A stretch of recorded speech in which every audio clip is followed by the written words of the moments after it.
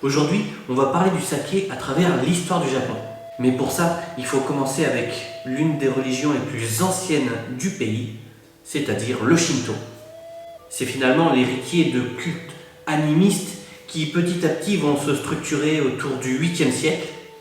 Et c'est dans le cadre de cette pratique religieuse que le saké a toute sa place. On l'utilise comme offrande pour les divinités concernées. Et ça, c'est vraiment avant même que le bouddhisme atteigne les côtes du pays. Mais bon, officiellement, que ce soit bouddhiste ou shinto, ça reste majoritairement pour les rituels. Et puis de fil en aiguille, au Moyen-Âge, l'État impérial se développe, les rizicultures par la même occasion.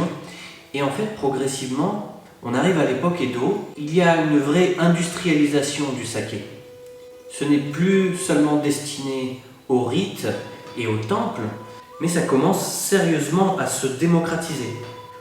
On voit d'ailleurs que dans certaines villes, il y a de plus en plus de sakaya, donc ce sont des caves à vin mais pour les sakés, qui commencent à se développer petit à petit. Et donc cette consommation va se faire autour des shops populaires, des maisons de thé, parfois d'autres styles de maisons.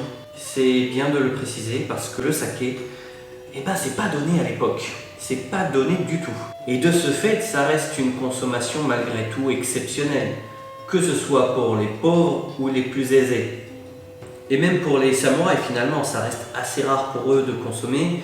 Ils vont le faire que dans de grandes occasions, que ce soit militaires ou autres, des événements officiels. Et puis officiellement, même un samouraï n'est pas censé boire excessivement. Il a sûrement dû avoir des petites exceptions. Donc voilà, ce fut un contenu très synthétique de ce qu'était la consommation de saké durant le Japon féodal. Mais si ça vous a plu, je vous invite à vous abonner dès maintenant, à liker, commenter, partager, et je vous dis à très bientôt.